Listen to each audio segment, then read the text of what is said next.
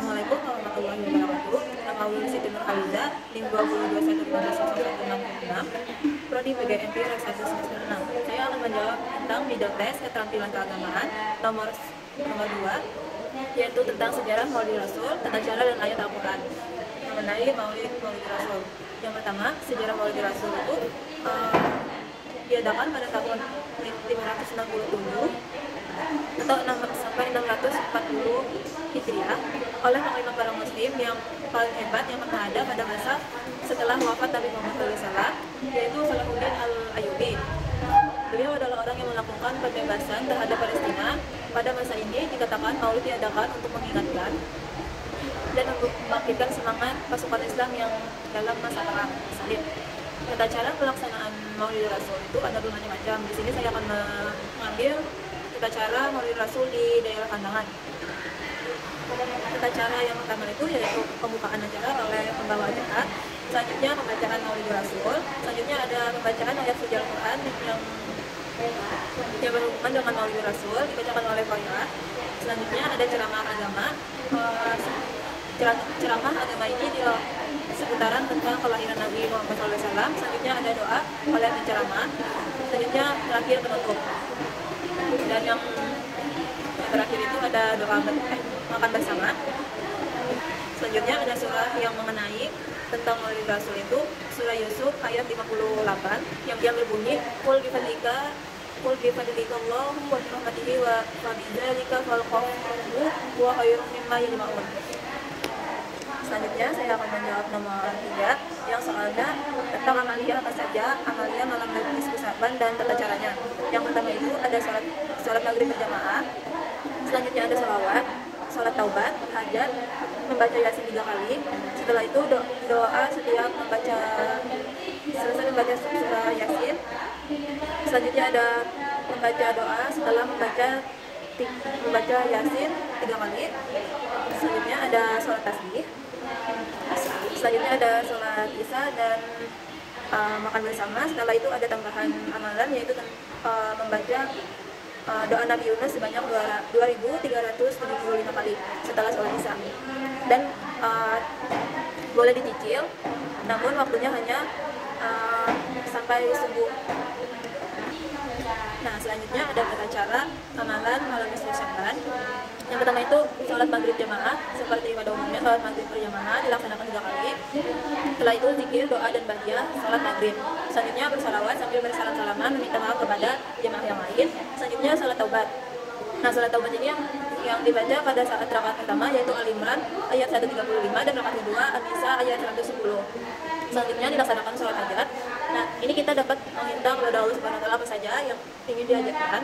Selanjutnya membaca Yasin sebanyak 3 kali, yaitu niat yang pertama yaitu meminta untuk dipanjangkan umur, yang kedua untuk diluaskan rezeki, niat ketiga untuk ditetapkan iman atau diberikan ke istiqomahan. Nah, jadi setelah itu dibacakan setelah selesai membaca Yasin, itu kita membaca doa setiap selesai membaca surah Yasin.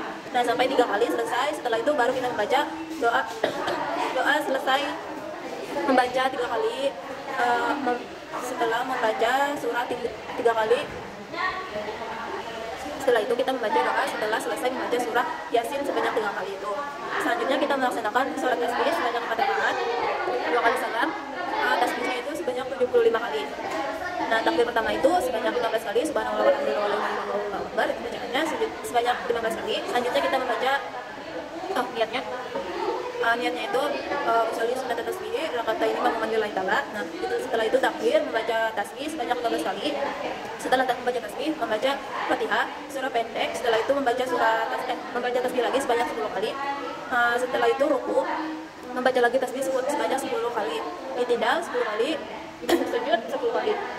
Duduk antara 2 sujud 10 kali, dan sujud yang kedua itu sebanyak 10 kali. Selanjutnya kita melaksanakan sholat isya. Itu disunahkan setelah sholat isya kita bahagia isya.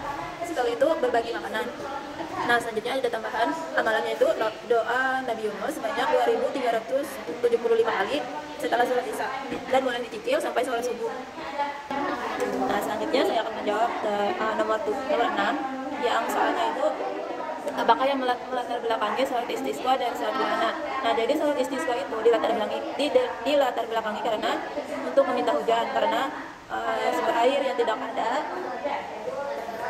musim kemarau panjang, sudah tidak ada ketersediaan air. Nah, jadi kita melaksanakan sholat istisqa. Nah, selanjutnya yang melatar belakangi sholat gerhana itu karena kita melihat gerhana matahari atau gerhana bulan. Nah, jadi kita melaksanakan sholat gerhana.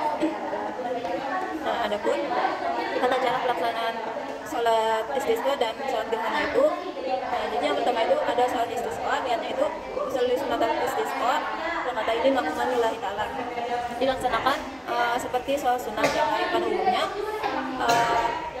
Yang pertama yaitu pertama 7 kali tasbih dan yang kedua 5 kali tasbih.